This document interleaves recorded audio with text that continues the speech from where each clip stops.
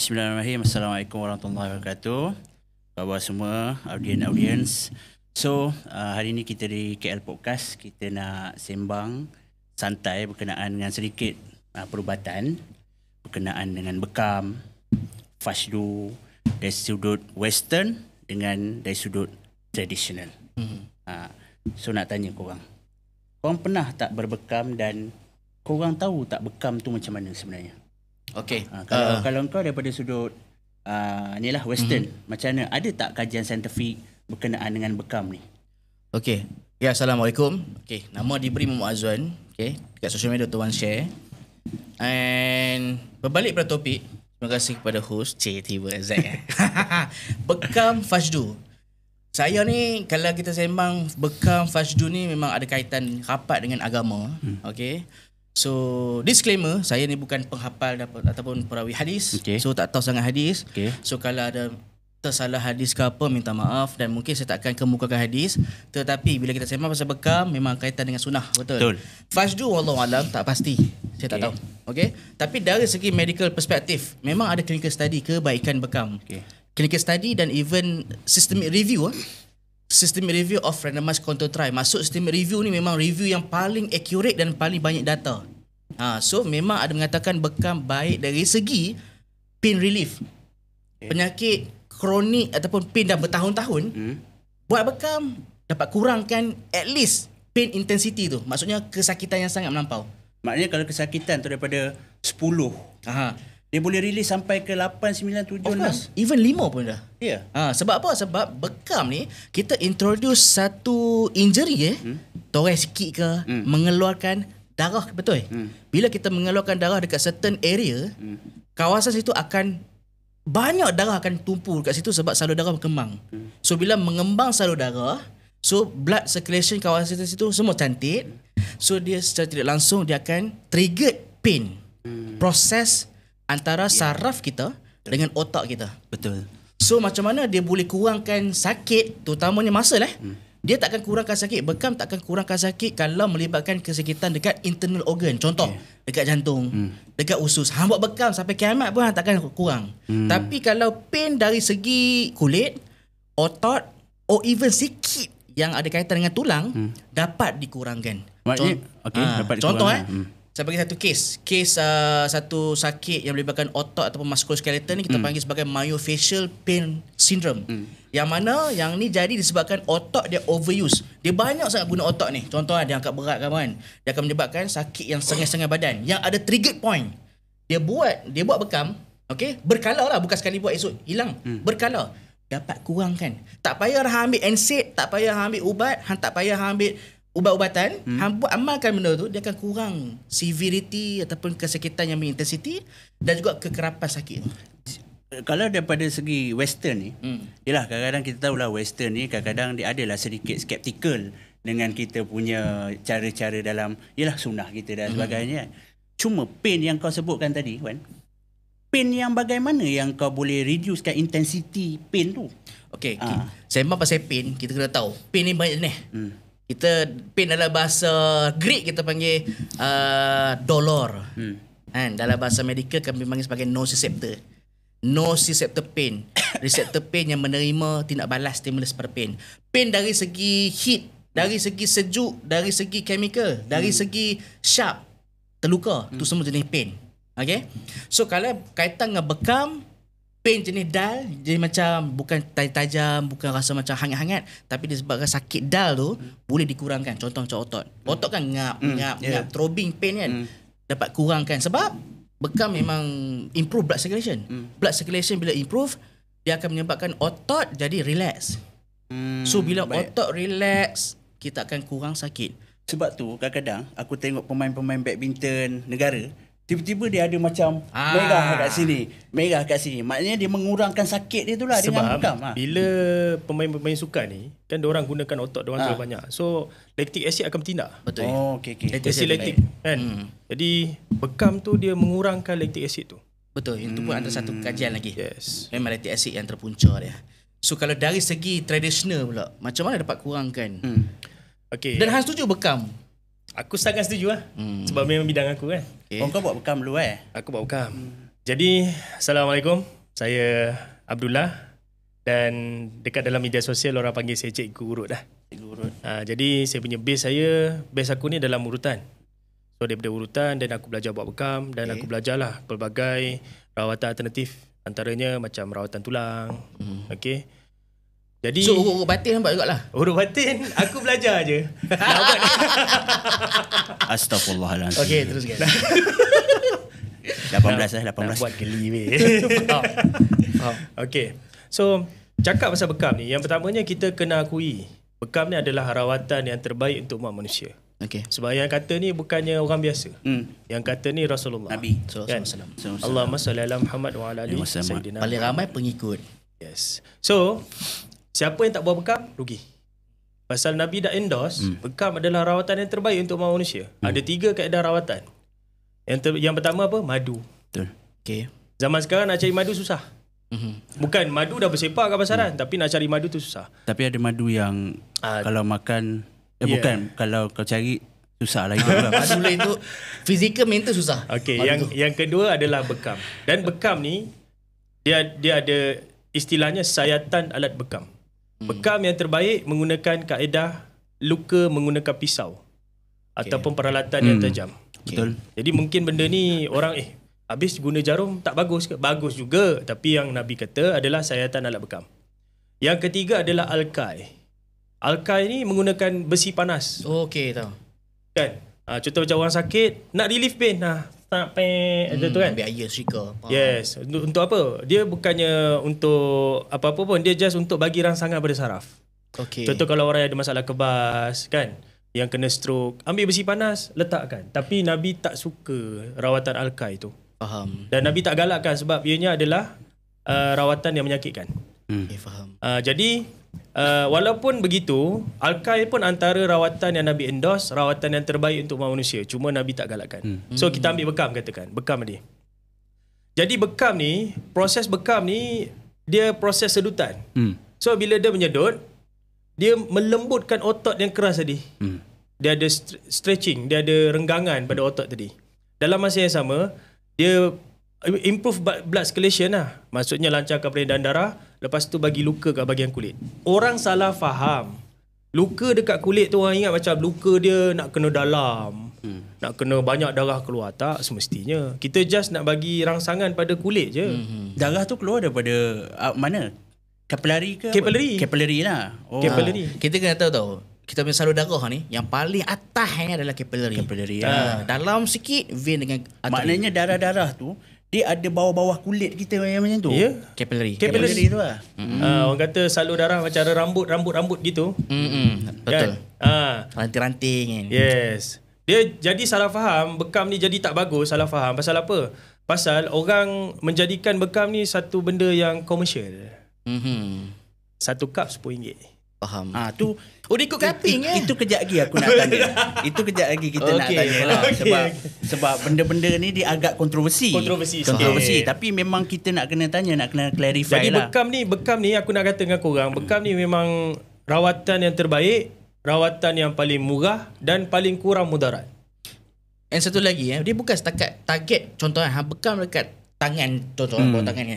Hang target spesifik area situ saja. No, bukan. Dia banyak lagi selain localized punya ataupun setempat punya kesan, dia ada sistemik. Sistemik kesan tu maksudnya kesan satu badan. Contoh, kalau kita buat bekam, tak sure berapa cupping kena, tetapi kita trigger, contoh kita induce pengeluaran darah kan, betul tak? Kita keluarkan darah, betul bekam. So kalau kita keluarkan certain amount darah yang bukan lebih daripada 80 mililiter darah kita ada 5 liter tau. Kurang daripada 80 mililiter darah, kajian menunjukkan, kau boleh refer kajian 2016, 2016 dengan 2015 systemic review, dia dapat trigger immune system badan kita. Kenapa boleh trigger immune system badan kita? Allah jadikan immune system badan ataupun sistem ketahanan badan kita menjadi kuat sebab apa? Lagi banyak kita expose kepada ancaman, dia akan lebih train. Aktif lah. Betul. Lebih aktif. Sebab tu orang budak-budak yang liang kampung dengan budak-budak bandar, tak sama. Budak-budak bandar paling senang kena sakit. Demam je setiap bulan. Betul, sebab tak ada rangsangan daripada bakteria. Sama macam bekam juga. Bila kita berbekam, kita induce stress fizikal, kepada kulit. So benda tu akan create inflammation ataupun keradangan. Radang itu sendiri dia akan train sistem Yes. badan kita, immune system Yes. lagi kuat. Betul. So secara tidak langsung orang yang rajin berbekam bukan setakat dia buang sikit walaupun 80 ml toksik dalam badan, dia improve immune system badan juga. Betul. Tapi bekam ni, yelah sebab aku ada baca daripada Dr. Zulkifli Al-Bakri, dia punya Isya' Al-Fatawa kan. Dia cakap ada satu doktor ni lah, doktor dalam aku tak pasti doktor tu doktor mana, tetapi dia Dr. Ijaz Al-Khatib. Ijaz Al-Khatib. Dia kata jumhur kata bekam ni tak kisah buat bila-bila. Betul. Tapi ada pendapat yang mengatakan bila kau sakit je kau kena pergi bekam lah. Betul. Macam tu.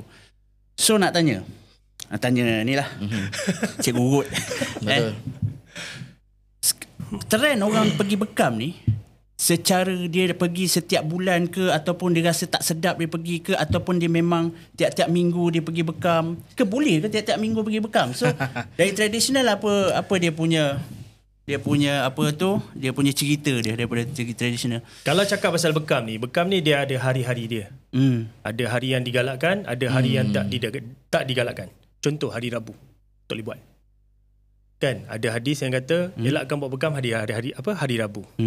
Cuma hari Rabu pun sebenarnya boleh buat sebenarnya sebab hadis tu tak berapa kuat. So ada orang kata khilaf lah kat situ. Jadi sebenarnya nak buat bekam bila-bila tak ada masalah. Tapi bila cerita pasal bekam, ada tarikh yang dikhususkan digalakkan untuk berbekam. Contohnya 17, 19 dan 21 hari bulan Hijrah. Bukannya Masihi. Hijrah. Waktu tu bulan penuh. Jadi itu tarikh yang digalakkan lah untuk berbekam. Okay. Dan macam kau tanya tadi, bagus ke buat bekam tiap-tiap bulan? Kan? Ataupun ada boleh ke buat bekam setiap hari? Dia bergantung kepada macam mana lah. Contoh kalau katakan kita buat bekam hari-hari. Hari ni aku bekam sini. Esok aku bekam sini. Esok aku bekam sini. Ada isu tak? Tanya aku? Tanya aku? Kalau tanya aku, dia sebenarnya tak ada isu pun. Tak ada isu lah. Tapi cuba bayangkan macam sekarang kan. Orang biasa buat bekam 10 cawan, 20 cawan. Setiap hari buat 20 cawan. Okey tak? Dunia ya badan. Kurui. Kebaikan dia kurui. Boleh. Darah boleh hilang ke kalau hari-hari buat bekam macam tu? Hilang. Tapi kalau tanya aku kan, prosedur melibatkan darah ni, aku galakkan ikut berapa hari ke berapa darah dihasilkan oleh badan. Darah kita ni Allah jadikan boleh stay dalam badan 120 hari saja. 3 bulan lah. 3 bulan. Yes. So kalau nak melibatkan pendarahan keluar-keluar darah ni, at least 3 bulan lah. Sebab tu digalakkan yang bagi aku, kalau kata orang nak buat bekam 3 bulan sekali cantik. 3 bulan sekali ya. 3 bulan sekali cantik. Ada orang yang amalkan sebulan sekali. Ada. Tapi jangan buat banyak. Jangan buat sampai 20-30 cawan. Kan keluar, katakan contoh macam orang pergi gym badan dia stres tau. Ada orang gym aku tengok banyak buat bekam Ya, juga. memang ada orang buat bekam. Jadi badan dia stres. Jadi otot dia tegang. So apa yang dia buat? Dia buat bekam lah tiap-tiap bulan. So bila dia buat bekam tiap-tiap bulan, badan dia rasa lebih fresh, lebih sedap kan, lebih ringan. Sebab bila kita main gym apa jadi? Otot kita stiff, tegang. Ada koyak. Yes. Jadi bila buat bekam, dia kurangkan ketegangan otot tu. Otot tu akan jadi lebih relax. Bukan tu je. Pemulihan lagi cepat. Betul. Recovery. Contoh macam orang main gym banyak DOMS, delayed onset muscle soreness. Contoh dia sengan-sengan badan lebih 3-4 hari. Tak boleh. Sepatutnya dalam sehari 2 dah okey. So nak cepatkan recovery tu bekam. Bekam angin ke bekam darah? Okey, bekam ada 2. Bekam angin dan bekam darah. Biasanya kalau bekam angin ni dipraktikkan orang Cina lah. Sebab orang Cina dia percaya bekam mengeluarkan angin. Okey. Apa qi? Qi. Ya. Jadi kalau katakan macam kita sebagai orang Islam, bekam darah. Sebaiknya bekam darah. Jadi bagi aku lebih prefer bekam darah. Tapi boleh tak buat bekam angin? Boleh. Boleh ya. Bagus juga buat bekam angin. Contoh macam tadi lah, muscle tegang, buat dah bekam angin. Ada orang dia mungkin dia sebab apa? Bila kita buat bekam darah ni ada proses luka. Yalah. Jadi luka bila dia dah sembuh dia akan jadi gatal. Dia ada orang dia tak suka rasa gatal, dia tak suka. Jadi dia buat bekam angin je. Angin ya. Untuk relaxkan dia punya muscle. Yang satu lagi, kalau dia kecil manis, dia ada poor wound healing. Maksudnya dia luka, sikit je luka.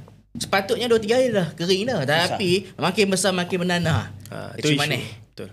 Kecil manis yang teruk sangat. Bekam tak boleh. Mudarat untuk dia sebenarnya. WHO bagi ke bekam-bekam WHO. Ini memang teruk target. Kalau KKM memang Ya, ada betul. bawa tradisional kan. Maknanya kalau KKM ada, WHO benarkan Kalau ikutkan kalau ikutkan bekam ni bawah complementary medicine. Dia WHO sebenarnya tak endorse bekam. Jawapan dia mudah. Oh, tak endorse lah bekam. Tak endorse bekam darah. Dan So aku ada tak suka. So aku tak boleh WHO ni. dan ada artikel yang menulis 100 tahun kajian tiada langsung manfaat kepada rawatan bekam kepada tubuh manusia. tahu mana dia Ada artikel kajian, lah, tahu. ada artikel. 100 tahun kajian pada bekam tiada manfaat langsung kepada tubuh manusia.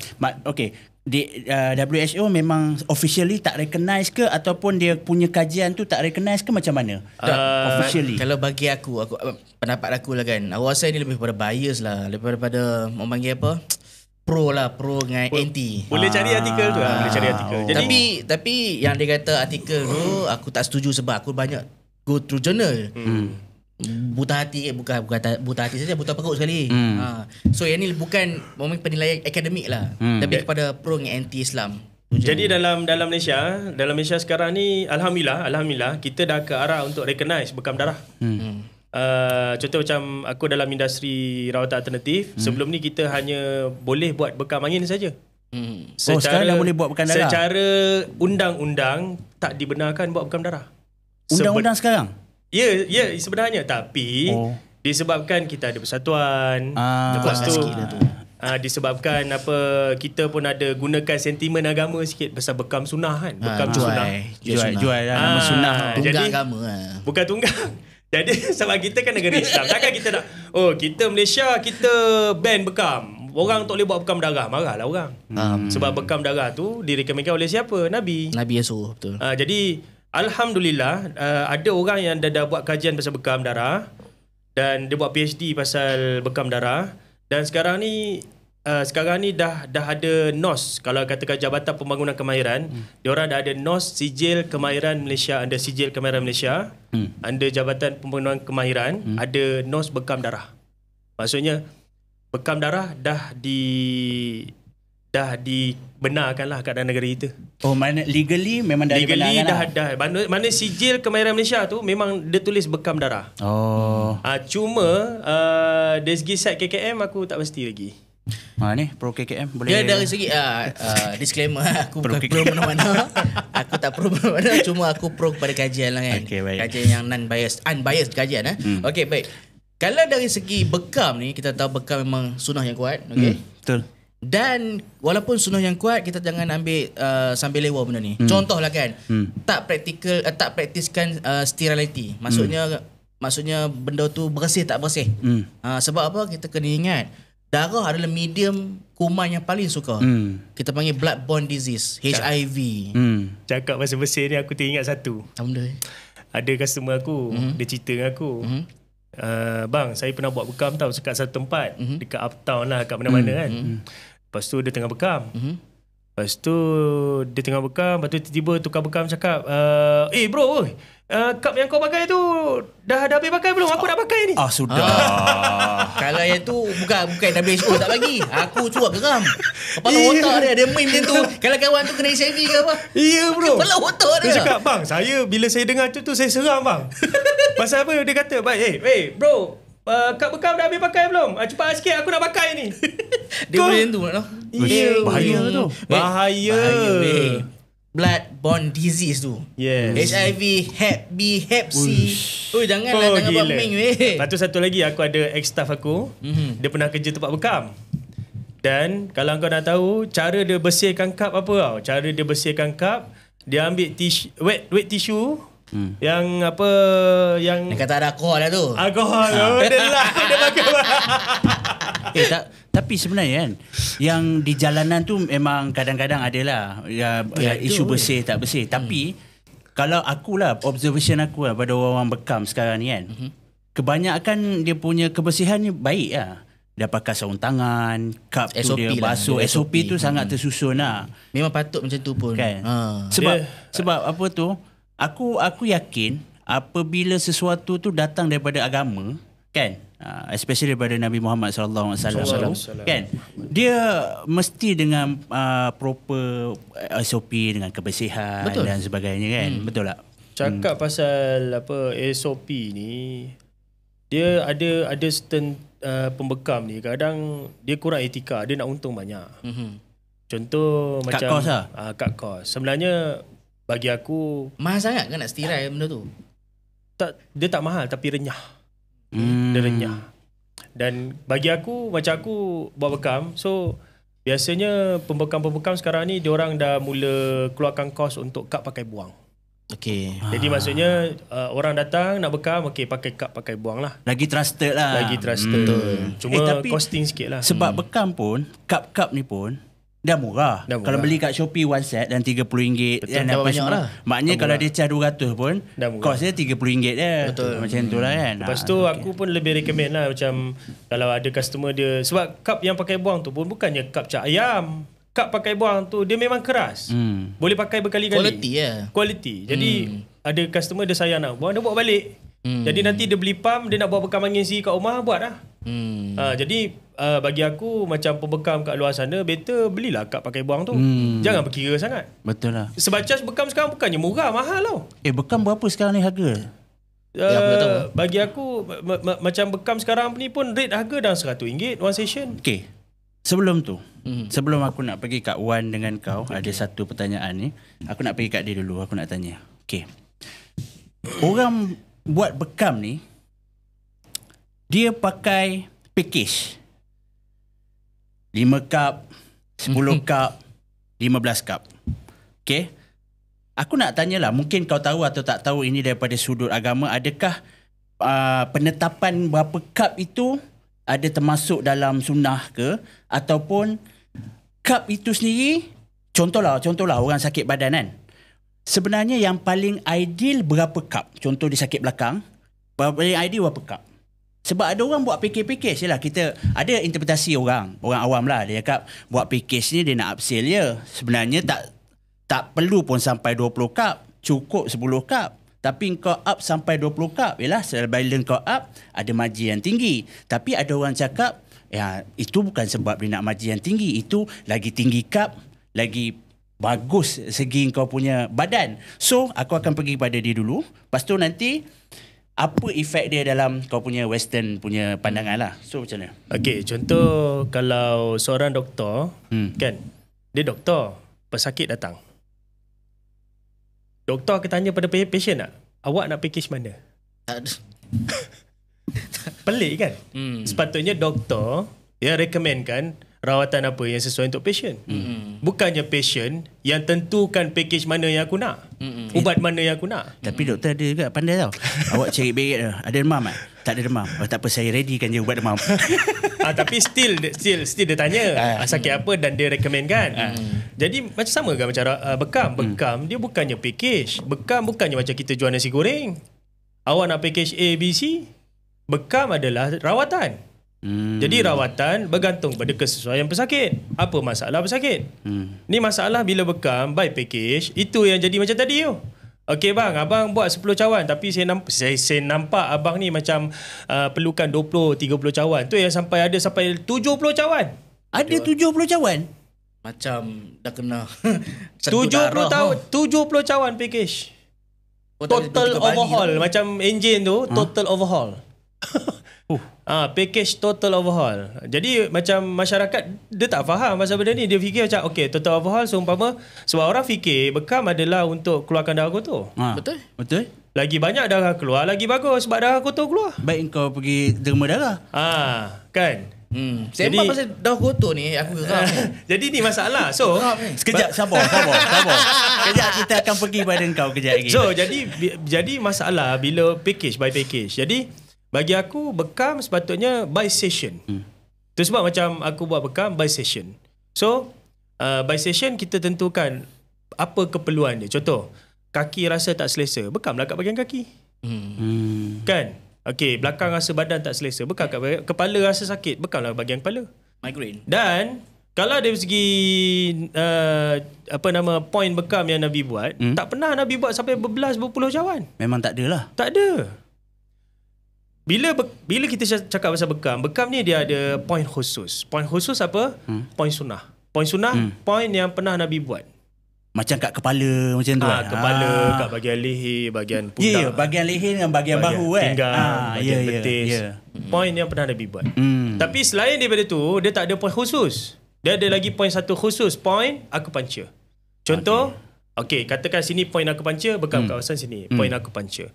Tapi dia tak ada point yang khusus. Kalau korang tengok kan, orang buat bekam sampai dia boleh bentukkan cawan bekam tu jadi, kalau korang pernah nampak lah, dia nampak cantik. Ya. dia nampak macam cantik, susunan. Seimbang, Padahal bekam bukan macam tu. Bukan kan.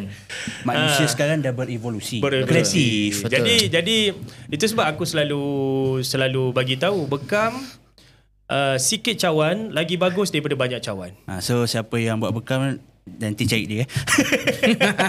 Sebab kita kena faham bekam adalah rawatan. Bekam bukannya macam kita jual nasi goreng. Okey, contoh bayangkan okey, satu cup RM10. Okey, abang nak berapa cup? Macam okey bang, nak berapa pinggan? Satu pinggan, 10 pinggan, 20 pinggan? Kita bukannya jual nasi goreng, kita buat rawatan. Maknanya Betul. nak buat bekam ni, kita nak bekam orang, kita orang yang nak bekam tu mestilah kena ada etika untuk bekam macam itulah. Tapi bagi akulah, orang yang buat bekam sekarang ni ramai je yang ada etika. Jawapan Samad ni. Tak ada hati kan. Okey. Macam dia cakap tadi 20 cup sampai ada 70 cup kan. 70 cup. Apa efek dia pada badan manusia menurut medical punya pandangan? Sebab okey, bila sesuatu badan tu, bila kau put pressure, keradangan dia akan naik tau. Betul. Macam histamin akan naik keradangan. So apa efek dia sampai 70, 50 ke 40 macam mana? Okey, sebelum tu nak tanya hang dulu Satu cup tu boleh sedut berapa darah? Berapa mil? Ada spesifik tak? Kalau satu cup dia kadang-kadang banyak, kadang sikit. Ikut pada sedutan punya daya lah, pressure yang paling banyak pun mungkin dalam 10-20 mil. 10-20 mil. ml lah. Okey. Darah manusia ni dia ada 5 liter darah kita. 5 ke 7 liter bergantung kepada fat lemak kita dengan muscle punya mass. Okey. Tapi range 5 ke 7 liter. Okey. Selagi kehilangan darah tak melebihi yang biasa ni kan, toreh-toreh ni kan, 80 mil ke bawah 200 mil, tak ada masalah untuk kita. Tak ada masalah lagi. Jangan lebih tu. Sebab darah tu boleh lagi. Dia boleh sebab darah kita ni, komponen darah ni bukan setakat darah putih je, bukan darah merah saja. Ada platelet, ada darah putih, okey, ada plasma, okey, ada serum, okey. Dan kalau darah, contoh orang tu dia ada masalah hemoglobin rendah, HB. HB rendah. Bawah 5. Kan? Bawah 5 buat bekam, even dia darah sikit, minor blood loss sekalipun, tu dia padam, anemia. Boleh trigger pada anemic. Boleh trigger kepada apa lagi? Contoh kawan tu pallor ataupun pucat. Dan lama kelamaan boleh menyebabkan multi organ failure. Dalam organ dalam dah hanam tu. Sebab apa? Sebab blood circulation tak bagus. Sebab dia ada banyak hilang darah. Sebab tu kalau boleh blood loss tu jangan lebih daripada 200 ml sudah. Satu. Lepas tu nombor 2. Kalau nak kata bekam ni, contohlah kan, bagi aku, pendapat aku sendiri dan apa yang aku baca, bekam ni dia boleh jadi treatment dan dia boleh jadi preventions. Kenapa prevention? Sebab dia train immune system badan. Itu je lah. Yang tu je prevention je. Kalau untuk treatment macam saudara kita ni cakap, betul contoh macam lenguh kat tangan je lah buat. Memang untuk localize punya terus direct kepada treatment. Tu betul. Dan soalan mana tadi? Soalan apa tadi? Soalan saya apa tadi ya? Jawab banyak soalan. Okey, tapi nak sembang pasal darah. Ni hang cakap darah kotor tu tadi tu. Darah kotor. Darah kotor yang hang geram sangat tu. Yang ni put aside hukum Hukum darah memang najis, betul. Okey. Tapi dari segi apa yang scientific explain, kalau darah tu memang duduk dekat tempat dia yang mana salur darah, dia memang tak kotor. Dia memang tak ada najis. Okey, baik. Tak ada najis, tak ada bakteria. Sterile. Tak boleh ada sekok pun. Cakap pasal darah kotor ni, dia kalau darah kotor ni, badan kita dia akan proses darah kotor tu, badan kita yang akan keluarkan. Betul. Tu yang jadi jerawat. Jadi betul. bisul. Kalau perempuan dia Berak. jadi darah haid tu kan. Kalau Tak, perempuan haid lain. Haid lain. Darah haid lain, haid, tak contoh darah sama. haid kan. Contoh darah haid dengan Jauh kita, pula pergi. pendarahan kita. Darah haid tu dia campur telur, usai ataupun Ovary. ovum. Ha. Ovary memang dekat kat situ. Ovum, telur. lah. Telur. Ovum ataupun telur plus dengan vagina discharge ataupun lendiran-lendiran plus darah dengan salur darah sikit. Kalau kita accident, kita keluar darah saja dengan isi terketul lah. Itu je lah. Tak ada vagina discharge. Yang tu je beza antara period dengan darah kita biasa. Sebab tu aku cakap darah period tu memang darah kotor, betul-betul kotor ke? Dia keluar sebagai period memang kotor lah sebab dia expose pada oxidation kita panggil. Oxidized. Selagi darah tu duduk dalam salur darah, dia still Darah sterile, yang bersih. Dan kat mana? Kan aku cakap darah ni dia ada tempoh ataupun lifespan dia. 120 hari. Selepas 120 hari darah tu pergi mana? Dia pergi ke limpa kita ni. Lymph kita panggil ataupun spleen. Spleen ni loji lah, loji untuk nyohkan segala darah-darah tua. Betul. Antara bayangkan kalau kita tak buat bekam, contoh. Kenapa bagi aku kalau kita tak buat bekam, penyakit kronik akan datang. Okey. Darah kita bila dah terlalu tua, dia akan pecah dan dia akan hasilkan apa? Hemoglobin. Hemoglobin ni kalau terlalu banyak dalam salur darah, dia pergi ke buah pinggang. Buah pinggang dia tak boleh clear tau hemoglobin. Lalah apa jadi? Buah pinggang kita boleh failure. Sebab itulah hang jangan heran, aku ni tekanan darah cantik. Lepas tu kenciuman tak ada. Kolesterol cantik tapi tiba kenapa buah pinggang aku masalah Kenapa? Sebab badan kita, buah pinggang, dia tapih hemoglobin tu. Hemoglobin menjadi bebanan kepada buah pinggang. So kalau lah contoh kita amalkan bekam dengan bekal yang betul, SOP yang betul setiap 3 bulan, kesihatan insya-Allah memang akan cantik badan tu. Itu dari segi perspektif medical science. Yang memang dah proof, memang ada clinical study, even memang dah ada systemic review. Aku nak tanya sikit sebab okeylah bekam ni dia sunnah. Bila namanya sunnah, orang akan ada sebahagian bukan semualah. Dia akan gunakan nama sunnah itu sebagai marketing lah. Betul. Salah satunya adalah bila adalah sebahagian kecil lah mungkin lah. Apa je jenis penyakit bila kau tu bila dia tu perawat bekam, mai kita ikhtiar dengan bekam. Mitos. Apa jenis penyakit? Ini aku nak tanyalah, bukan aku buat andaian Aku mesti nak kena selamatkan diri aku dulu. Okay. So dari segi medical punya perspektif, benar ke semua penyakit ni boleh kita ikhtiar dengan bekam? Kajian menunjukkan daripada hujung rambut sampai hujung kaki, penyakit yang sebut kanser apa, kanser breast ke apa kan, semua benda penyakit 90% datang daripada perut. Okey. Kita boleh bekam perut ke? Tak boleh. Mana boleh. Walaupun perut antara paling banyak yang ada salur darah. Okey. Perut punca utama pada penyakit kebanyakan. Okey. So penyakit yang memang 100% boleh kita bukan rawat, lebih relief sikit. Kurangkan sikit dia punya pain intensity. Musculoskeletal disorder. Penyakit yang kaitan dengan muscle, otot, skin dan juga tulang. Apa musculoskeletal disorder? Musculo adalah muscle. Okey. Skeleton adalah tulang. Okey. Musculoskeletal disorder. Okey. Penyakit yang melibatkan dua benda ni insya-Allah dengan berbekam kita dapat even rawat dan kurangkan dia punya intensity pain. Cakap pasal benda tu kan. Kalau ni perspektif tradisional lah. Memang okey lah. Memang sangat okey lah. Semua penyakit. Dia sebenarnya bagi aku bekam ni memang sesuai untuk semua orang. Semua orang semua penyakit. Semua penyakit. Termasuklah HIV, AIDS, diabetik. Untuk akulah. Nampaknya kita ada khilaf muktabar. Khilaf sebab kalau kata kita tengok dari segi bekam tadi, bekam tu dia ada proses lembutkan otot, lancarkan peredaran darah apa semua.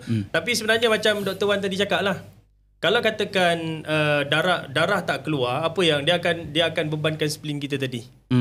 Jadi bekam ni dia bukan saja merawat, tapi dalam masa yang sama dia mencegah. mencegah penyakit. Jadi kalau katakan orang kencing manis, darah tinggi ke, orang yang ada masalah apa jantung ke ataupun apa-apa masalah, boleh buat bekam. First untuk apa? Untuk reliefkan sakit. Kan, reliefkan sakit. Lepas tu dalam masa yang sama, trigger badan tu untuk buat kerja. Cuma aku ada dengar kat dalam satu TikTok lah, masa dia masuk live dia sharing kan, dia masuk live kotak pada seorang ni, dia cakap ada orang yang nak kena serangan jantung tiba-tiba dia datang buat bekam settle. Aku tak tahulah nak percaya ke tak percaya, sebab aku tak faham benda-benda macam ni kan. So bagi korang lah, adakah itu boleh jadi satu logika untuk situasi dia firstly aku ada pengalaman membantu pesakit HIV. Okay. Dan dia dah ada AIDS lah. Dia HIV, lepas tu AIDS kan. Jadi bila kita cakap pasal HIV AIDS, orang kata macam kau ni dah tak ada harapan lah. Kan, kau dah takkan sihat, imun badan kau macam dah tak ada lah. Jadi bila aku buat bekam kat patient, dah lama lah, orangnya pun dah tak ada dah. Jadi bila aku buat bekam kat patient ni, aku bantu dia buat bekam. Apa yang jadi, biasa kalau orang HIV, dia punya mulut dia akan jadi ulcer tau. Dia sebab mulut kita ni yang paling banyak bakteria, antara tempat yang paling banyak bakteria lah. So bila dia kena HIV, mulut jadi ulcer pecah. Bila nak makan, dia pedih. Lepas tu bila aku buat bekam, mulut yang ulcer tu semakin lama semakin memulih, semakin membaik. Okay. Bekam kat mana? Bekam kat badan. Bukannya bekam kat mulut. Bekam kat badan. Jadi apa yang aku nampak, bila buat bekam, kita trigger dia punya immune system dia. First. Kan? Yang kedua, bila immune system trigger, lepas tu dekat bahagian tulang belakang kita ni kan ada banyak saraf pergi ke organ apa semua kan. Betul. Jadi dia improve juga dia punya organ. Improve. Jadi kalau katakan kau cakap tadi pasal jantung, aku macam skeptical jugalah. Aku sebagai pembekam pun aku skeptical juga. Takkanlah sekali bekam jantung boleh clear. Tak mungkin. Isunya, kalau kena sakit jantung ni, you couldn't even move. Macam mana nak pergi tempat bekam? Tak mungkin. Ya, aku sabar je. Tak apa. Teruskan. Okay, Jadi apa nama bekam ni semua orang boleh buat. Termasuklah orang yang tekanan darah rendah, hemoglobin rendah pun sesuai buat. Orang yang ada masalah yang pergi dialisis boleh buat. Tapi janganlah buat sampai 10 cawan bang. Persoalannya tu je lah. Buatlah 2-3 cawan cukup lah. Dr. Wan, kau setuju ke kalau orang HB rendah buat sebab dia cakap, sebab tadi tak statement kau cakap isu HB rendah ni dia nak gaduhan bila buat bekam, dia akan ada isu pada darah lah. Pada efek pada level darah tu dalam badan kita. Tapi bila tradisional kita nampak itu macam ada macam pergeseran sikit. So macam mana dari segi Western WHO? Okay, sebab tu aku cakap, aku tanya, satu cup tu boleh sedut berapa boleh keluarkan berapa darah. Okay, sebab technically hemoglobin ni akan terjejah bila kita keluar ataupun hilang berapa banyak darah. Contohnya anda mau darah 1 pint, betul? 1 pint tu ada 500 ml ataupun 500 ml lah. 400 ke 500. 1 pint tu boleh naikkan berapa HB tau. 1 pint tu boleh naikkan lebih kurang 1 sampai 5 HB kita. Sikit. Tapi kos dia banyak jugalah kan. So kalau hilang bekam, contoh hilang bawah 200 ml darah, dia takkan ubah sikit pun hemoglobin kita. Satu. Lepas tu nombor 2, orang yang ada anemia, orang yang ada masalah HB rendah, tak ada masalah buat bekam. Tak ada masalah. Surely tak ada masalah. Yang aku concern sikit lah, orang yang melibatkan yang ada badan jenis poor wound healing. Maksudnya kalau dia luka, dia luka lambat sembuh. Okay. Contoh macam kecil manis, yang tu je. Orang sebab yang ada insulin resistant. Insulin resistant. Dia kecil manis banyak tahap. Kecil manis yang uncontrolled diabetes ni. Dah lah kaki dah kudung. 2 minum teh air lagi. Jadi tak sedar diri. Yang ni yang yang ada masalah immune system compromise tau dia bila immune system compromise disebabkan oleh high sugar dalam darah, hang buat bekam beratus-ratus kali pun hang tak boleh trigger dah. Sebab gula itu sendiri yang membantutkan immune system kita punya badan. Tak boleh buat apa. Cuma bila kadang-kadang aku berfikir tau, sebab bekam ni memang bila kita cerita pun, bila kita baca, bila kita menilai, meneliti, banyak kebaikan dia. Banyak, surely dan banyak. dia memang daripada hadis banyak. Yes, betul. Cuma kenapa dalam sistem perubatan lah kat mana-mana negara sekalipun, especially negara-negara yang ramai umat Islam ataupun negara Islam ni, sistem perubatan tu dia tak nak jadikan sebagai satu sistem yang official. Sebab bekam ada pengeluaran darah bang. Sebab bekam ada pengeluaran darah. Yang boleh keluarkan darah siapa? Doktor je. Maknanya doktor pun dah kena ada, mungkin lah boleh letak silibus bekam. Selain daripada cocok binula tu, kita boleh suruh dia bekam. Yang boleh keluarkan darah. Sebab apa? Kalau katakan hospital buat bekam, boleh buat untung ke bang? Rasa contoh lah Privatize kan lah. Kalau bekam ada bagus untuk certain penyakit, aku rasa doktor pakar bahagian penyakit tu akan kurang ni lah bang. Sebab kau pernah ni kan? Kau pernah di KKM di hospital dan sebagainya kan? Kalau ikut pengalaman kau, doktor-doktor ni banyak ke yang bersetuju dengan bekam ni ke ada yang ramai yang tak setuju? 50-50. 50-50 setengah tu setuju, setengah tu tak setuju. Aku tak kisah yang tak setuju, tapi yang menentang ni aku tak suka. Ada juga. Yang ada yang macam aku panca lah. Aku panca pun ramai doktor yang tak setuju. Dia sebenarnya apa jua rawatan yang melibatkan darah ataupun yang melukakan kulit, memang doktor Western kurang, dia takkan setuju. Setuju sebab dia kata dia akan fikir yang layak untuk open kulit ni adalah doktor je. Yang tak belajar pasal doktor, kau jangan pandai. Kita boleh buat satu iklan kejap. Boleh, silakan. Okay. Silakan. Saya Zack Kirara. Saya content creator untuk GERD Gastric Anxiety. Boleh follow saya Zack Kirara. Dan ini adalah satu jus yang boleh bantu untuk orang ada masalah GERD Gastric, masalah angin. Kita sihatkan perut. Sebab apa? Perut is the second brain kita. Okay, dapatkan Redox Ultra. Okay. Kau tak mau? Tak payah. Okay. Ni satu lagi pasal apa tadi, pasal banyak lagi aku nak tanya ni. Darah kotor ni. Pasal darah kotor tak habis lagi.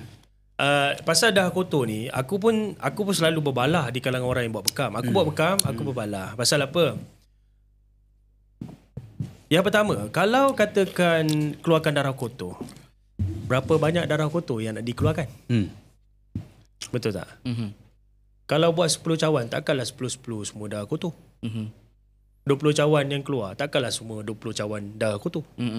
Jadi berapa banyak darah kotor nak kena keluarkan? Okey, lepas tu diorang akan bagi jawapan. Okey, darah kotor tu ada kat bahagian bawah kulit. Berapa banyak kulit nak kena bekam ni? Kalau darah yang kita pump tu, darah kotor, dia tu daripada badan kan? Darah dalam badan tu kita kotor lah. Tak, sekarang ni pembekam kata darah kotor ada di bahagian bawah kulit. Jadi tu sebab badan, bila katakan darah tu dah kotor, badan ni dia akan hasil apa? Jerawat, bisul tadi kan, gatal-gatal. Bila gatal, garu, keluar darah baru lega. Pasal itulah darah kotor. Okey, ada logiknya lah. Logiknya ada kat situ. Tapi kalau katakan betul darah kotor ni semua duduk kat bawah kulit, berapa banyak nak bekam ni? Badan kita dibungkus oleh kulit. Dan kulit adalah organ yang paling besar. Takkan nak siap kulit kot semua. Okey, itu yang pertama. Yang kedua, contoh macam kita lelaki. Okey, katakan diorang kata okey, perempuan dia keluar haid tiap-tiap bulan. Jadi perempuan ada keluarkan darah kotor. Okey, fine. Lelaki, katakan daripada lahir sampailah umur dia 50 tahun tak pernah buat bekam. Mana pi darah kotor dia? Sihat sampai sekarang? Tak ada. Kena jadi Yakuza. Tak. Yalah. Dia tak pernah buat bekam. Darah kotor dia gimana? Kan? Okay. Jadi ini yang pembekam-pembekam tak boleh nak jawab. Bila diorang gunakan istilah, okey, bekam banyak kap, keluar darah kotor lagi bagus. Aku tak setuju bab ni. Okay. Okey. Kita dah habis bekam ke? Ada satu soalan lagi yang kontroversi sikit. Boleh tanya? Boleh, silakan. Sikit je. Okey, boleh. Bekam baby. Okey. Bagaimana dari sudut sains? Dari sudut sains Dan kalau boleh, umur berapa yang boleh bekam baby? Okey, sebenarnya benda ni dalam hadis ada ke? Kata bekam dengan baby tak ada, budak-budak tak ada kan? Okay, baik. Dari pandangan sains, baby adalah satu manusia kan? Makhluk Tuhan yang mempunyai organ yang tengah develop, belum matang lagi pun. Dan bekam tu obviously ada kaitan dengan kulit. Okay. Kulit baby, ketebalan kulit baby tak sama dengan kita, dengan adult.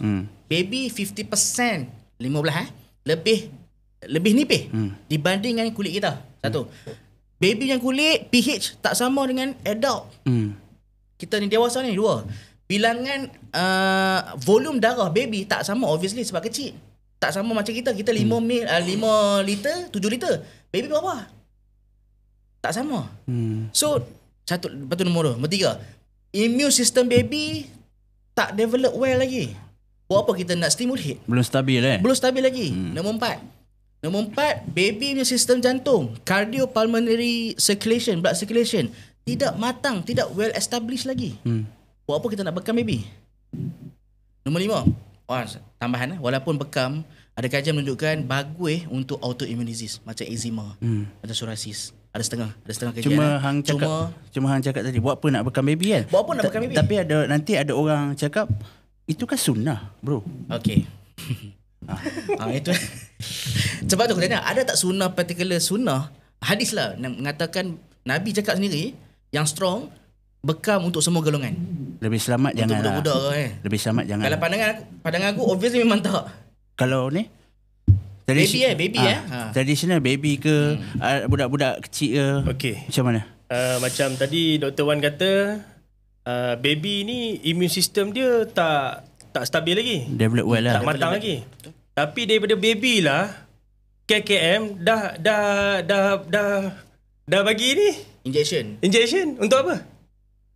Untuk stimulate dia punya immune system lah. Oh, okay. Ini bahaya ni. Lepas tu ni bahaya ni. Lepas tu kan kita kena tengok vaksin banyak jenis. Inactivated kill vaccine, sub unit vaccine, conjugated. Lepas tu viral vector recombined vaccine. Banyak sangat-sangat. So daripada baby dah bagilah. Jadi sebenarnya bekam untuk aku lah. Kau setuju tak kalau bekam baby? Sebab aku buat pada anak aku sendiri. Kau buat? Baby Umur 4 bulan.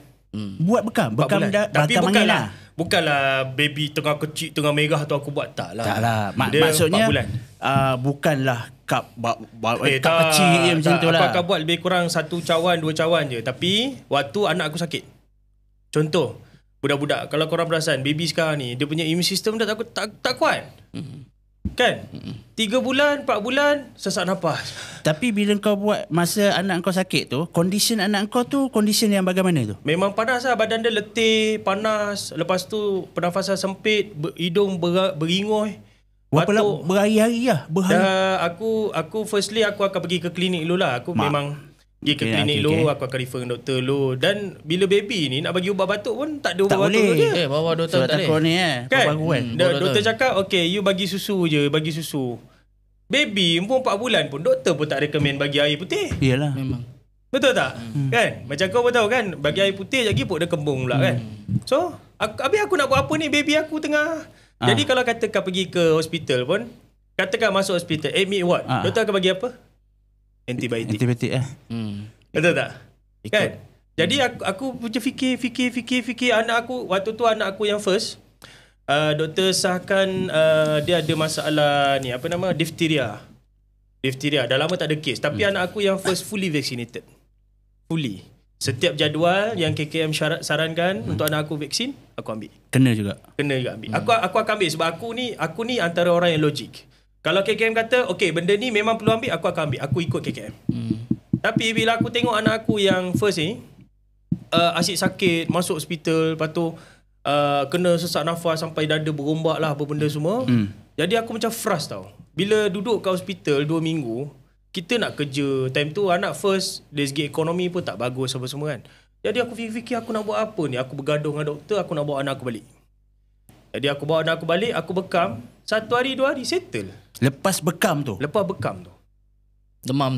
Demam dan batuk pun sesemua pun dah kurang. Dan semakin dia, sebab bila budak ni dia sakit, dia jadi apa? Dia tak aktif. Dia lembik. Tapi bila dia dah semakin sihat, dia akan semakin aktif, berlari. Mungkin ada orang akan counter. Okay. Oh, dia dah sihat tu bukan sebab dia bekam, sebab dia dah nak baik dah tu, sebab dia sihat. Tu macam mana? Dan ini pun berlaku pada anak aku yang kedua, fully vaccinated. Okay. Yang kedua. Dan berlaku isu yang sama juga dengan abang dia. Dan aku buat benda yang sama. Tak pergi hospital, aku buat benda yang sama. Okay, 4 bulan. Lepas tu anak aku yang last aku tak ambil vaksin lah. Yang last aku tak ambil. Dan dia tak stroke macam abang dia, tapi dia macam demam. Dalam seminggu lebih demam, hidung beringus, batuk kan. Jadi aku anak nombor 3 kau tak vaksin 3 tak, nombor 4 tak. Kau akan terkenal di Bukit Bintang bang. Okay. Pandangan aku tadi lah. Kalau tanya aku, sebab aku ni cakap berdasarkan kajian lah. Kajian. So aku tak boleh nak cakap. Sebenarnya kalau hang tengok balik kan, hang tengok apa-apa lah perubatan ataupun ubat ke apa kan. Kalau dia tulis contraindication tu apa? orang kata, "Oi, jangan ambil." Tapi doktor faham contraindication ada 2 jenis. Relative contraindication, absolute contraindication. Okay. Relative contraindication, benda ni tak cukup data pun mengatakan bahaya untuk diminum, contoh lah kan. Bukan produk ni lah. Data tak banyak. Bila tak banyak cakap, stay away lah. Takut lah tiba-tiba ada kan. Contoh. Kalau absolute, benda tu confirm akan orang panggil rosakkan badan kita. Faham tak? So macam baby boleh dibekam kata, aku cakap berdasarkan kajian lah kan. So tak berani nak cakap. Kalau contoh lah kan. Tapi bagi aku, pegangan aku satu je. Kalau penyakit tu tak semestinya dirawat di hospital semata. Sebab treatment ataupun rawatan medical medical just like an art ataupun seni yang mana banyak cara, multi-million ways untuk kita treat patient, treat disease. Banyak cara. As long as benda tu bukan doing harm untuk hang, just going on saja. Sebab tu contoh macam baby yang tak sihat kan. Kadang-kadang dari segi tradisional kita ada bagi mandi lemon. Tak ada masalah tu. Mandi lemon. Sebab apa? Aroma lemon tu dia membantu imun. Lepas tu contoh macam baby yang demam, kita buat urut pada dia, gunakan minyak bawang putih. Jadi benda tu sangat membantu. Urut baby bahaya ke? Tak bahaya. Tak bahaya. Tapi janganlah urut pakai siku bang. Baikkan tu. Betul tak? Sama macam bekam. Bekam.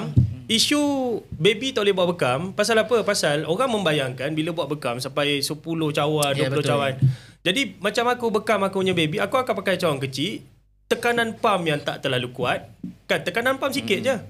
Lepas tu dengan luka yang sedikit dekat bahagian kulit baby, hanya untuk rangsang dia punya imun dia. Bagi dia rangsangan, bagi dia. Dan aku ada baru-baru ni aku ada bekam baby aku yang last ni. Dia demam, lepas tu dah pergi klinik pun tak, masih sama kan. Jadi dia ni sebab apa? Korang ada anak bila anak sakit ni kita risau. Ya betul. Kita kan bila anak demam, batuk sesama risau. Jadi bila ada anak ni bila sakit ni kita tak boleh nak buat kerja. So aku pun macam stres dan aku try buat bekam. Alhamdulillah sihat dia. Jadi aku punya teori aku mungkin sebab aku bagi rangsangan pada imun badan dia.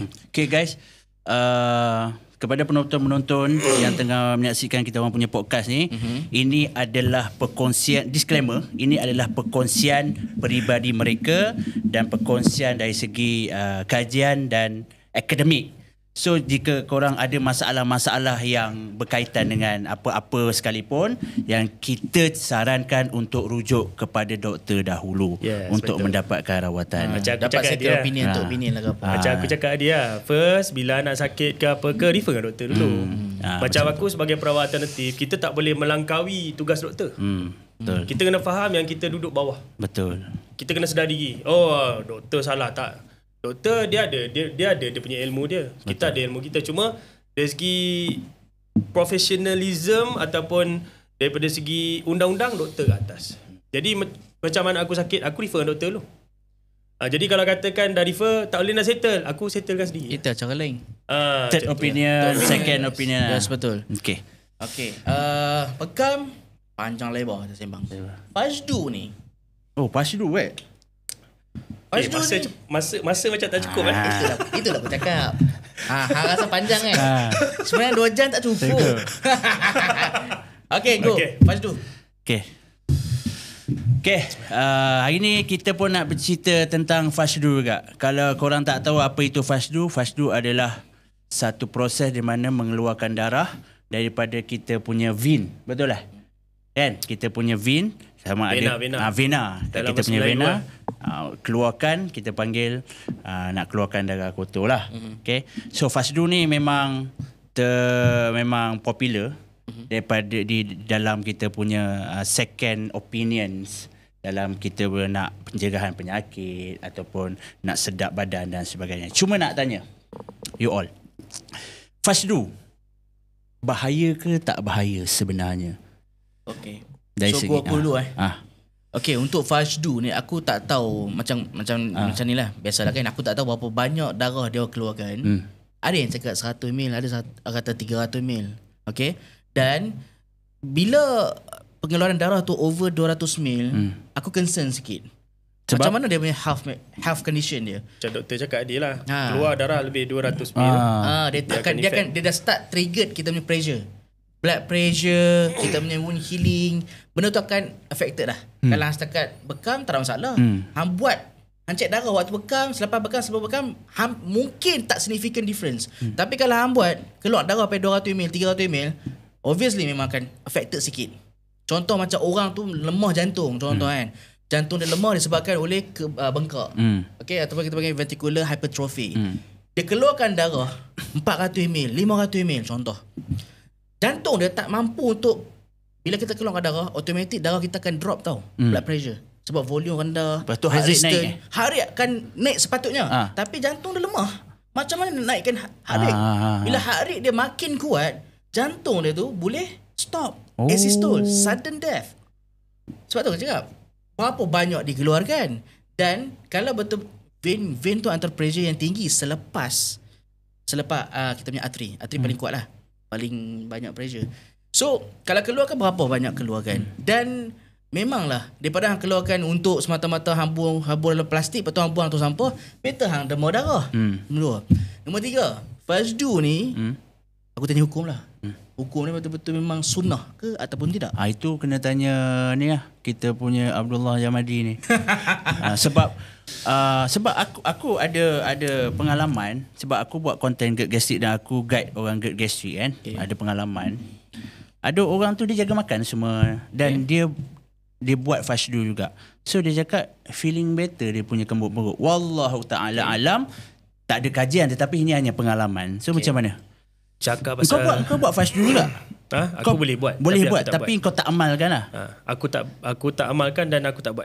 Betul-betul vein. Dekat vein Macam mana dia orang palpate vein untuk Fashdu ni? Pakai dia, kalau dulu kita akan gunakan pisau bedah. Okay. Pisau bedah, letak kat kulit dan kita akan lubangkan dan dia akan terpancut lah. Kalau korang pernah nampak kan, orang tengok buat Fashdu kan. Mula-mula dia buat apa? Dia lilit dulu leher bang. Lilit dulu leher untuk apa? Bagi pressure.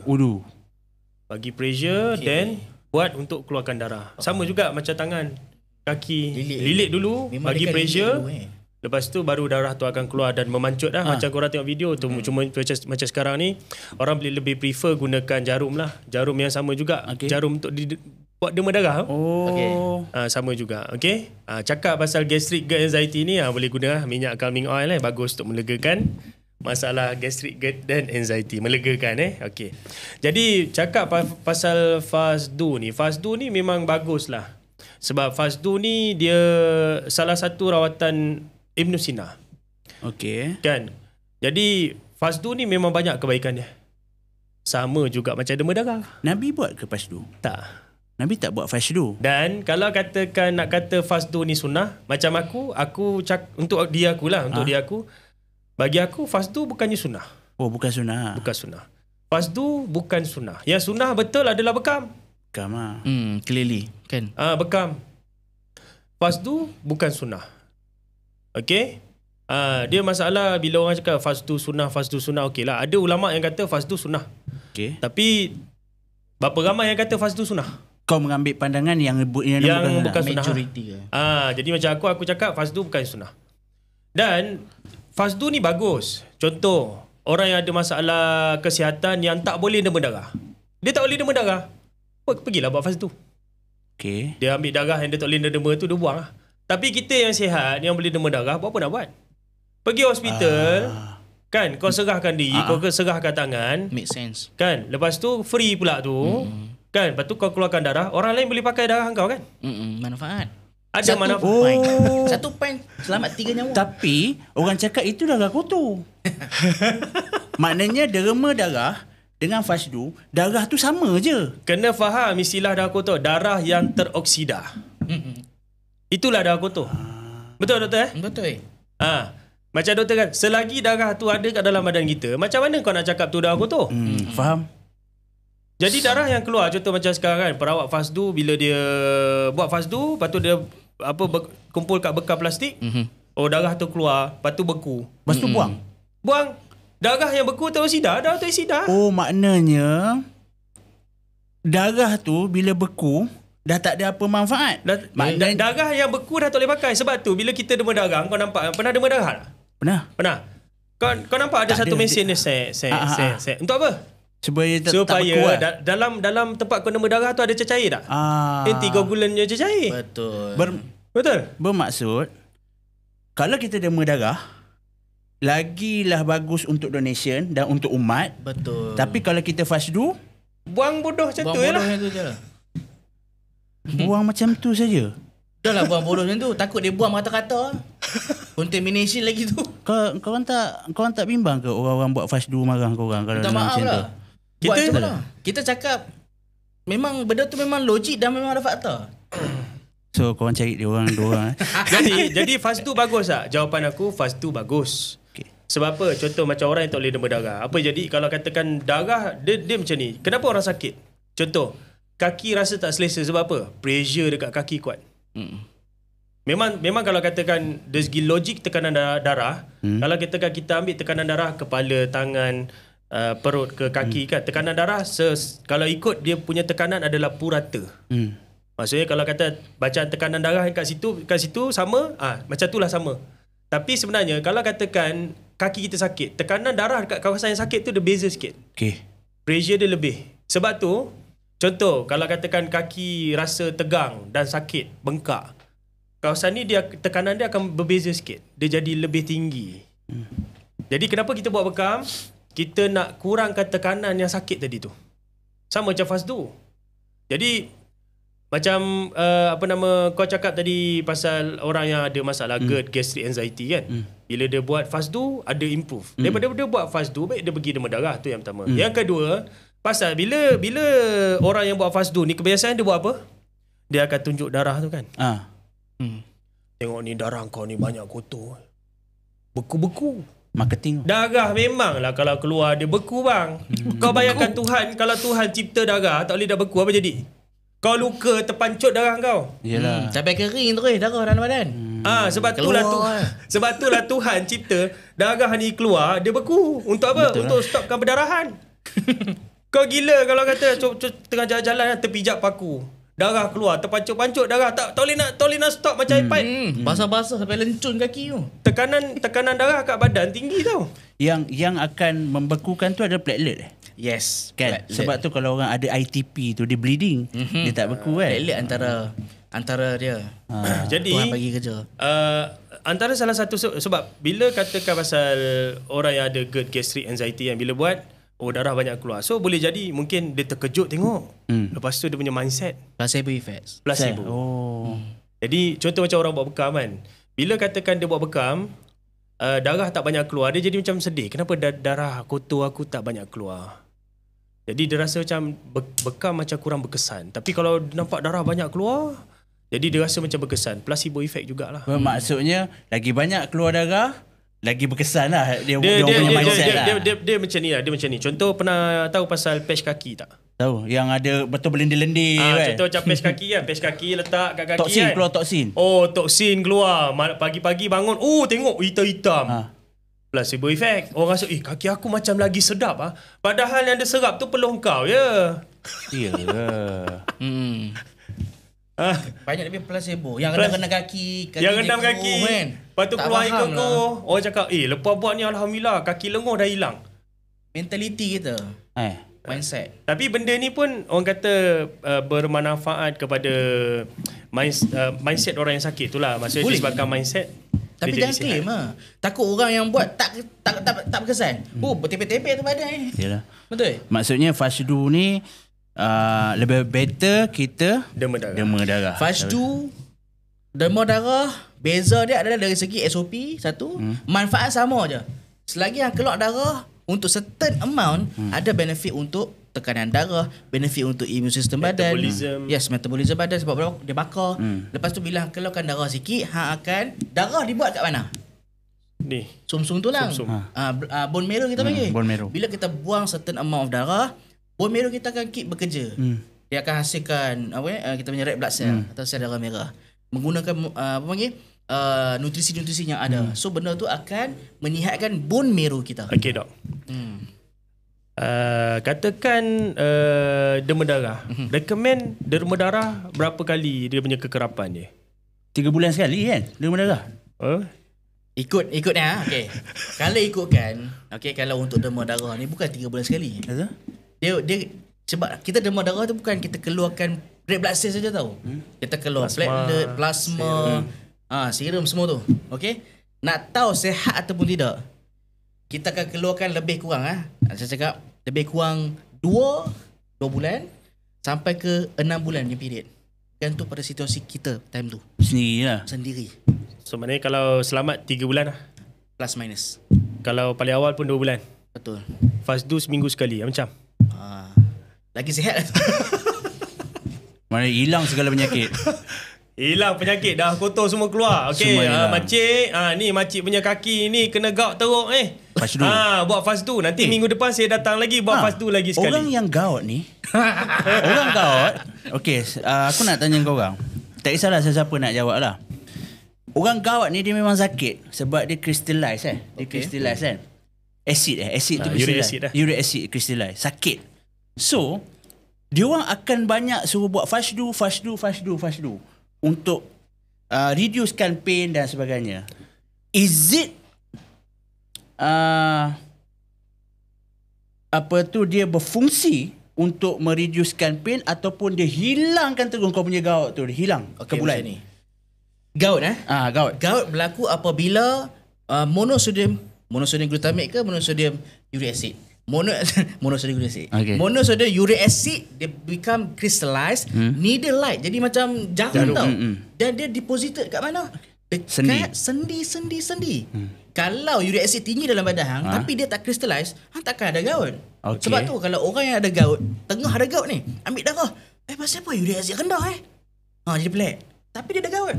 Sebab tu lah bacaan uric acid dalam darah tak tepat ataupun doktor tak akan guna indikator uric acid dalam darah tu sebagai penentu kawan tu kena gout ataupun tidak. Satu. Lepas tu nombor 2, kenapa ramai cakap makin keluarkan darah banyak, contoh macam Fajdu, aku dah jarang kena gout. Berbalik pada tadi. Lepas dia Fajdu buat apa lepas tu? Minum air banyak kan? Darah akan jadi lebih sayang, betul? Bila darah kita lebih pekat, saturated, nak jadi uric acid kristal tu lagi tinggi, betul? Kalau lagi cair, lagi kurang lah risiko dia. Sebab tu lah. Satu. Lepas tu nombor 2, macam aku cakap tadi, kita buat Fajdu tu betul kita buang uric acid dalam darah. Uric acid dalam badan, sains pun tak boleh nak habaq uric acid paling banyak dekat darah mana? Darah sini ke? Darah sini ke? Darah sini ke? Darah jantung ke? Darah otak ke? Dekat mana yang uric acid paling banyak? Sains tak boleh nak habaq benda tu. Even tak ada data pun nak katakan yang mana paling banyak, bahagian mana. So aku tak boleh cakap hang buang Fajdu tu, contohlah satu baldi ni. Satu baldi ni uric acid hang dalam badan hang sekarang ni dah free of uric acid. Boleh jamin ke benda tu? Tak ada. Tak ada. Tradisional? Kalau bagi aku, pengalaman testimoni kawan-kawan ataupun pesakit. Bagi aku kalau katakan orang tu ada gout, jadi dia buat Fajdu, dia hanya melegakan sekejap je. Tapi gout tu still akan datang lagi lah. Dia still akan datang lagi. Kalau kau tak jaga makan, lepas tu yalah kau masih mengamalkan lifestyle yang masih sama. So gout kau memang tak boleh hilang. Dia takkan hilang kalau katakan hanya sekadar buat Fajdu je. Isunya adalah pergi sana sini perut lah. Perut dah. Jadi macam buat Fajdu dekat kawasan gout, hanya relief yang macam doktor cakap dia lah. Maknanya dia tidak ada efek pada uric acid tu crystallize tu, tak ada lah. Tak ada. Dan macam pasal crystallize ni kan, macam aku punya pemerhatian, siapa yang ada masalah gout ataupun kawasan sendi yang sakit, gout ni dia akan menyerang di kawasan sendi yang pernah ada masalah. Tapi ramai penonton ataupun ada orang yang buat Fajdu, orang gout okey je. Lepas tu rasa gout feeling better. Macam mana? Try makan kacang tengok. Kena gout lagi. Macam aku cakap tadi lah. darah dia makin lebih cair. Dia keep lepas kita demam darah kita dahaga. Kita akan minum air Minum banyak. air lah. Minum air banyak. So benda tu akan secara tidak langsung kan macam aku cakap tadi kan. Dan demam darah tadi cakap, demam darah yang buang darah ni kan. Dia ada kesan baik dia untuk kurangkan keradangan. Ada tapi taklah nak cakap hang buang darah ni hang bagus untuk radang no. Tak ada. Berapa banyak darah kena buang. Baik, faham. Tengok juga kan dia ada banyak parameters kita kena tengok nak kata bagus ke tahap mana. Nak kata Fajdu ni hilang terus gaut. Tak boleh. Bagi aku Fazdu bagus. Dia bukan nak cakap Fazdu tak bagus. Sama macam demam darah. Demam darah bagus, Fazdu bagus. Dia jadi isunya pasal bila buat Fazdu tak ada jadual. Seminggu sekali buat, 2 minggu sekali buat. Ini yang jadi isu. Sebulan sekali buat, mati orang. Fajdu ni direcognize under modern medicine tak? Tak lah. Tak ada. Tak lah bang. So maknanya dia illegal. Nak kata illegal tu. Itulah masalah kita ni dari segi penguasaan kurang. Grey area lah, grey area. Yelah sebab kalau lah aku tak tahu dia ni legal ke illegal aku tak tahulah. Kan? Maknanya kalaulah ada orang kena kacau ke disebabkan buat prosedur ke. Kau pernah dengar pasal terapi ozon? Pernah. Kan? Ada itu dia sebab terapi ozon dia tak letak bawah klinik atau biomedical. Dia letak bawah apa? Bawah apa tu orang panggil terapi ke ataupun TCM lah. TCM kan. Complementary lah. Itulah. Jadi macam terapi ozon dia gunakan mesin sama dengan dialisis, mesin yang sama. Yalah, betul. Ada orang yang dia tak perlu buat dialisis. Buat apa? Kau dah ada buah pinggang. Betul tak? Buah pinggang lah yang bekerja Biarlah kan? buah pinggang bekerja. Kau stimulate lah buah pinggang kau. Kan? Buat apa nak pergi pakai mesin? Yang terbaru ada satu doktor tu bok hidrogen Macam-macam lah bok rawatan. hidrogen semua kan? So bagi aku selagi dia macam ni. Bila kita cerita pasal complementary ataupun tradisional tradisional ni dia adalah rawatan yang bukan instant punya kesan. Okay, Contoh, buat Fazdu, gout hilang. Pelik. Pelik Gout, orang yang kena gout, dia dah ada parut tau. Mana boleh baik tu Tak boleh baik. Contoh macam kaki kena gout kan, dah lama dah bertahun kena gout. Buat Fazdu, Fazdu saya dah hilang terus. Pelik. Sebab dia dah ada luka, dah ada parut kat rasa situ, dia tak akan baik terus. Dia akan boleh kena gout lagi sekali kalau katakan dia tak jaga dia punya lifestyle. Sebab tu aku selalu cakap kalau orang yang kena gout, kalau masih boleh demam darah, pergi demam darah. Kan? Nak buat Fazdu, boleh buat Fazdu tapi biar berkala. Fazdu bagus tapi biar berkala. Jangan terlalu fanatik sangat dengan Fazdu sampai buat 2-3 bulan 2-3 minggu sekali buat Fazdu. Jangan. Kena bersederhana lah dengan semua sama benda. macam bekam ke apa jururawatan, kena bersederhana. Betul. So siapa-siapa yang nak buat Fazdu ke ataupun tidak ke, sebaiknya disclaimer ini korang punya decision. Dan juga kalau nak buat Fazdu, pergilah pada orang, kalau ianya legal, pergilah pada orang-orang yang bertauliah. Betul. Orang yang pandai buat. Okay? Jangan main cucu. Okay? So Itu saja kita punya perbahasan, kita punya podcast. Okay. Sebab mungkin dia orang nak shoot lepas ni. So mungkin penutup. Okay. Ingat disclaimer yang ni adalah pandangan peribadi masing-masing. Okay, macam pandangan aku daripada medical views, pandangan dia daripada traditional views. So korang buatlah decision sendiri. Betul. Yang paling penting nak sihat tu badan sendiri yang tanggung teh. Okay, kalau ada apa-apa tak 2 minit.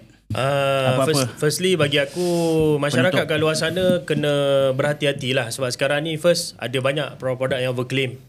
Okay, minum ni semua penyakit boleh settle. Menipu tu semua. Okay, sama juga malah macam produk sapuan ke minyak ke apa kan. Betul. Okay, pakai minyak ni semua boleh settle. Kalau kata dia macam aku cakap tadi, bila kita cakap pasal traditional, dia perlukan proses. Dia bukannya instant. Betul. Kalau katakan kau minum satu produk, sakit lutut dah bertahun, minum terus baik. Hati-hati, produk tu steroid. Sama juga macam minyak pun boleh juga. Okay, sapu minyak settle masalah Steroid. Okay, tu ada isu lah. Itu yang pertama. Yang kedua, rawatan yang overclaim. Contoh apa? Buat tarik tulang, slip disc boleh baik. Banyak, ramai. Tak boleh Mana boleh baik? Overclaim. Okay, buat rawatan macam-macam rawatan keluarkan paku lah, keluarkan jarum lah, apa benda lah semua kan. So kalau katakan ada perawat yang overclaim, maksudnya rawatan ni boleh membaikkan itulah inilah. So kena berhati-hati. Lagi-lagi sebab apa? Sebab orang kat luar sana kena faham. Orang nak cari duit macam-macam cara boleh cari duit. Betul. Ada satu tempat rawatan ni, dia upah orang untuk duduk tempat dia untuk bagi tahu rawatan dia baik. Bagus. Contoh ada satu rumah kan dekat kampung. Jadi nanti dia upah orang untuk duduk situ je. Kau duduk di situ, kau cerita je yang aku buat rawatan pada engkau, sakit kau hilang. Scam. Faham tak? Contoh dia upah orang dah 5-6 orang cakap ni saya tengah tunggu. Tipu testimoni lah. Jadi dia just duduk cakap alhamdulillah tempat ni bagus lah. Saya dulu sakit kanser dah baik. Macam orang tu jual satu produk, dia suruh laki dia WhatsApp dia, cakap dah pakai produk ni baik, semua macam tu lah. Betul screenshot. Betul. Okay. Okay. Jadi aku sarankan berhati-hatilah sebab perawat yelah, dia jadi masalah bila sesuatu bidang tu dijadikan dimanipulasi dimanipulasi untuk cari duit. Tu yang jadi masalah. Nak cari duit boleh tapi berpada-pada lah. Okay. So 2 minit untuk apa-apa ada nak cakap penutup. Okay, kalau kita bukan dalam bidang tu, kita memang akan ada had ataupun limitasi untuk cakap pasal benda tu. So jangan mudah terpedaya dengan benda-benda viral ataupun benda-benda yang pergilah buat benda ni. Tak semestinya betul. Okay. Dan kalau viral pun tak semuanya teruk. Kan ada yang betul. Okay. Yang paling penting benda tu mesti ada something yang kita boleh proof. Betul. Sebab bila kita proof ni something ni, kita akan rasa macam yakinlah sikit. Betul. Sebab perubatan ni bukan doktor yang sembuhkan. Betul. Bukan bomo ke. Betul. Bukan tukang urut. Bukan. Ikhtiar dia semua kita ni sebagai medium saja. Betul. Yang sembuhkan atas. Betul. Ya Allah Ta'ala. Betul. Apa-apa pun ikhtiar asalkan jangan harm pada diri sendiri. Betul. Itu saja. So untuk aku, apa-apa decision yang kau nak buat, kita kena ada otak lah. Kena ada otak. So jangan jadi kita punya diri ni diperbodohkan dengan orang-orang yang tak bertanggungjawab kat luar sana. Dan at the end of the day, dia akan ada harm pada diri korang. Betul. So nak buat sesuatu ke, nak bekam dan sebagainya, pergi cari orang yang bertauliah, cari orang yang pandai buat. Dan nak buat fasdu ke, kalau rasa itu fasdu tu yang terbaik, cari orang yang bertauliah dan orang yang boleh buat dengan baik supaya dia tidak jadi harm diri kita. So apa-apa pun kena guna otak. Okay. So terima kasih untuk kita punya podcast episod 1 untuk hari ini. Masuk YouTube Masuk kalau kita edit masuk YouTube Apa-apa pun kena guna otak. Bagus aja kau. Yes. Itu boleh buat tagline. Guna otak podcast. Bagus lah. Bagus. Guna otak podcast. Menarik. Okay. Okay, jom. Apa nak buat ni? Okay. Lagi.